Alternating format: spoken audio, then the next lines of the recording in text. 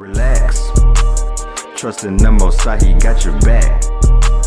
Praying fast when you under attack.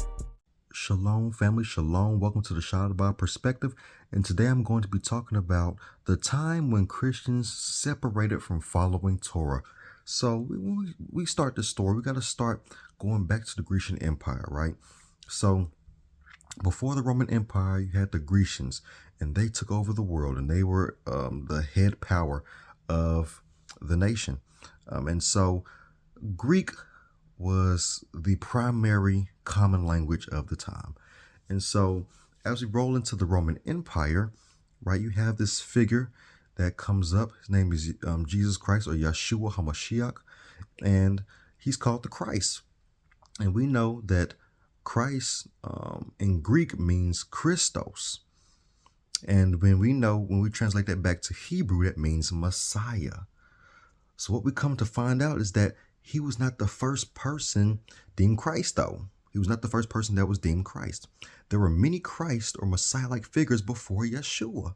So now we got to go back to the Grecian Empire. So around 320 BC, we had a man named Serapis Christos, who was also a Messiah figure being worshipped. And people who followed him were called Christians. So now we can see how Christians and Torah followers became mingled together, because now you have this Messiah figure who is named Yeshua, but is also being called Jesus Christos, who's being mixed with another Christ-like figure. So now, as we're going through history, we see that Christians and Serapis followers, they're being pretty much called the same thing. Christians, people can't see the difference. And as we see in the scriptures that the ministry of Yeshua, converted a lot of Christians over to following Torah. And then after Yeshua's death, Apostle Paul converted many Christians to following Yeshua. Right. So going into the first century, you had a lot of Christians, right, who were actually Torah followers, right, because they were so mingled together. And because of the power of Yeshua's ministry and the power of Paul's ministry, a lot of them in the first century were actually Torah followers. But here is where it gets muggy.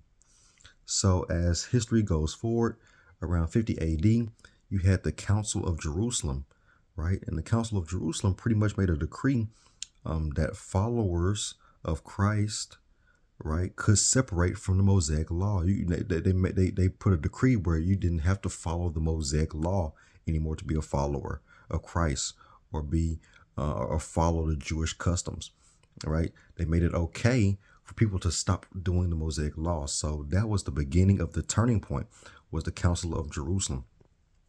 Then after that, you had the Jewish-Roman wars. There was so much high political tensions in Judea.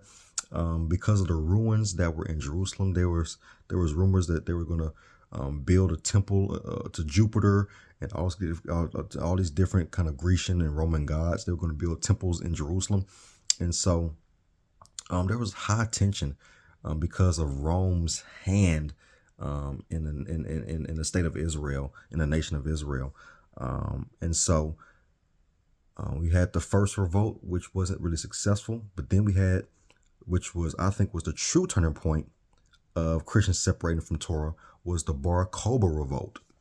And so during the Bar Kokhba revolt, this was when many Christians began to choose sides, many of them separating completely from the Israelite culture and siding with Rome.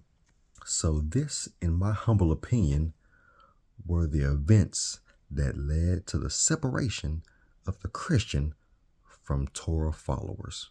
So I hope this was informative. You can look into it a little deeper yourself to get some more insight on it.